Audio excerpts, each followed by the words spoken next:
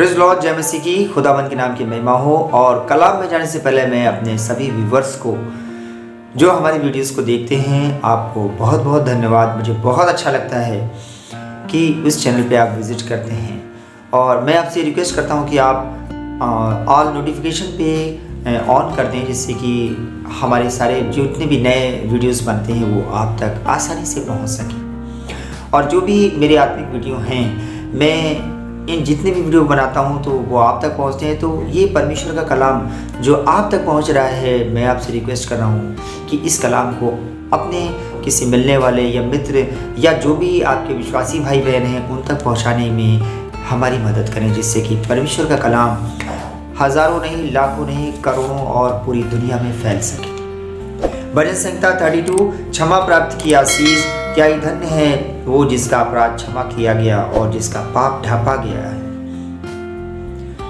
देखिए, हम जो कुछ भी करते हैं, चाहे अच्छा काम करें या बुरा काम करें, अगर हम बहुत अच्छे काम को कर रहे हैं तो निश्चित है कि जो बीज हम आज बो रहे हैं इसका हमको फल ज़रूर मिलेगा और हमें एक अच्छी फसल के रूप में प्राप्त होता है। लेकिन अगर हम बुरे काम कर रहे हैं, बुरा बीज बो रहे हैं, तो इसका फल भी हमको मिलेगा, हमारे गुनाहों का फल भी हमको मिलेगा।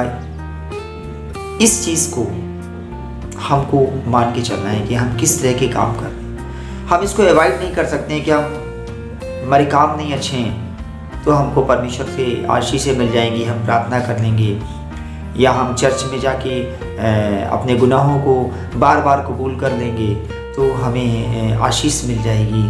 तो बेहतर यही है कि बार बार क्षमा मांगने से अच्छा है कि वो काम को बंद कर दें जिस काम से परमेश्वर की आत्मा शोकित होती है। दाऊद ने बड़ा अपराध किया था, लेकिन उसके अपराध को क्षमा किया क्योंकि उसने दोनों हाथों को सरेंडर करके पश्चाताप किया, अपने दोनों हाथों को उठाया और सरेंडर किया अपने आप को, अपने गुनाह को माना।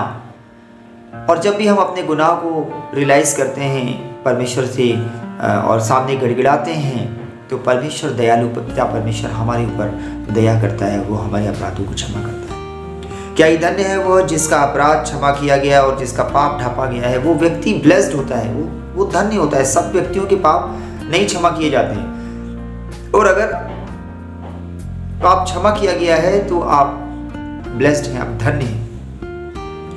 दूसरी आयत कहती है कि क्या ही धन्य है वह मनुष्य जिसके अधर्म का यहोवा लेखा ना ले और जिसकी आत्मा में कपट ना हो। देखिए, जो कपटी लोग होते हैं, कपटी लोग मतलब इनका हृदय शुद्ध नहीं होता है।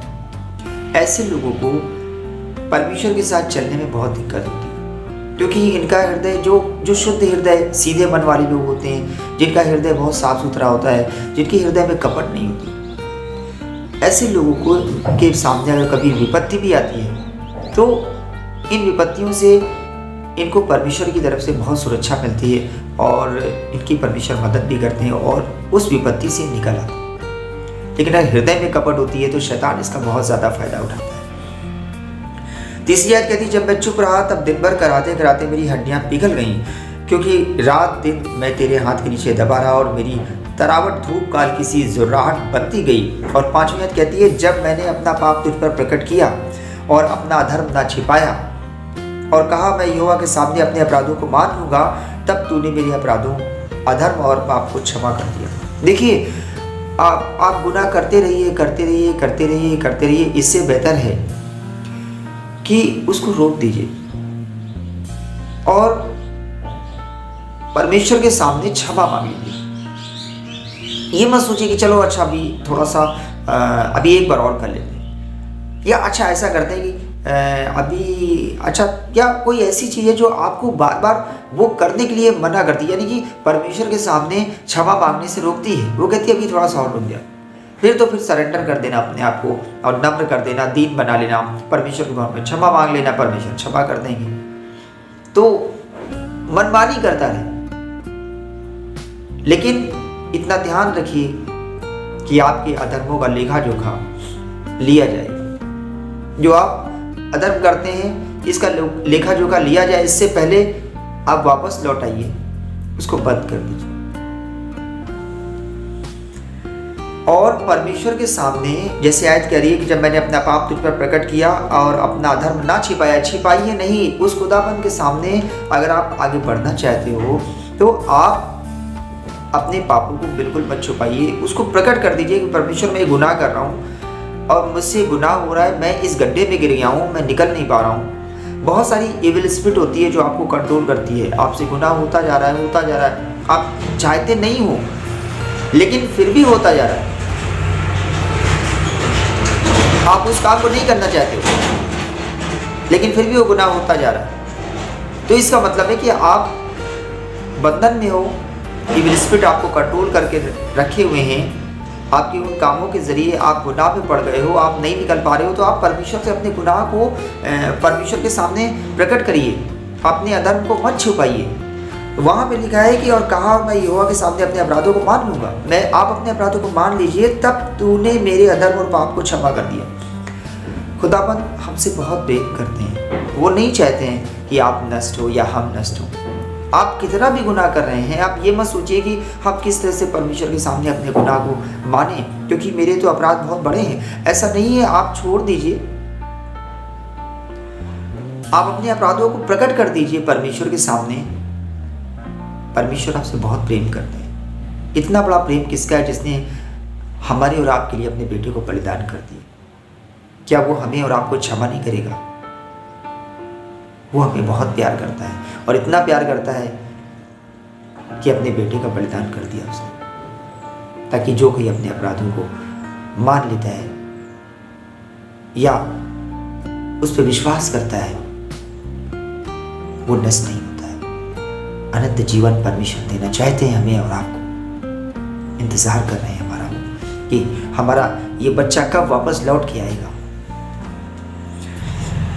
छठी आयत कहती है, इस कारण हर एक भक्त तुझसे ऐसे समय में प्रार्थना करे जब तू मिल सकता है।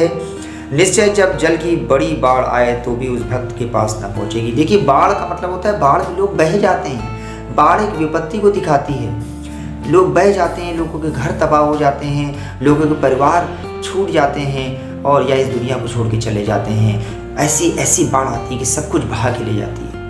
वो बाढ़ आने से पहले, वो बाढ़ जिसको आप रोक नहीं सकते हैं, आप अपने अपराधों को मान लीजिए।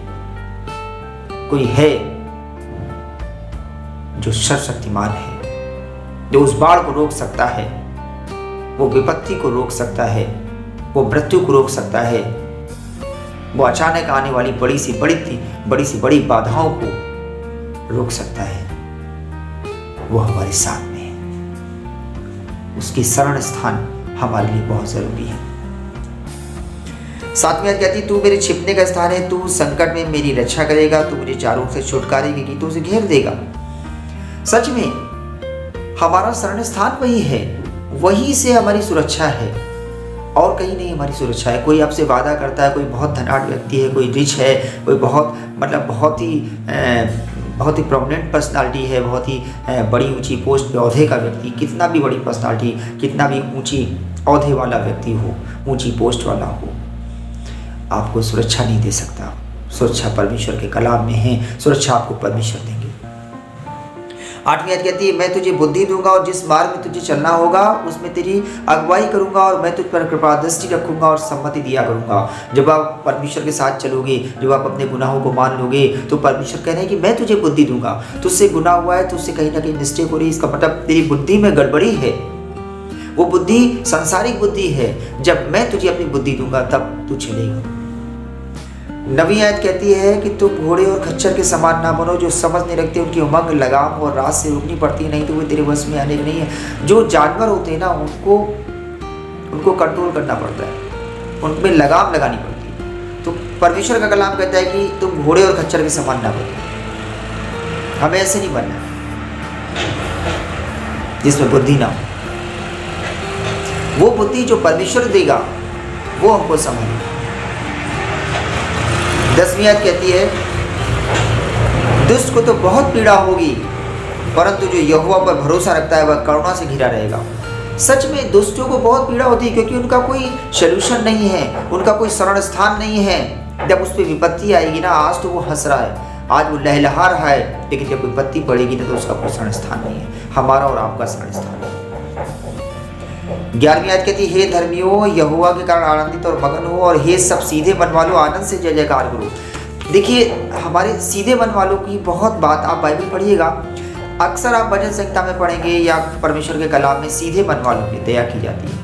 क्यों, ऐसा क्यों होता है? क्योंकि सीधे मन वाले, शुद्ध हृदय, सीधे हृदय वाले, साफ सुथरे, जिनका मन में कपट नहीं होती है, जिनके मन में डाह नहीं होती है, जलन नहीं होती है, वो सीधा मन जो होता है, वो मतलब वो झगड़ा करने वाला नहीं होता है, बहुत ही कुड़कुड़ाने वाला नहीं होता है, ऐसे लोगों पे दया की जाती है। ऐसे लोगों के साथ परमेश्वर साथ साथ उनको लेकर के चलता है।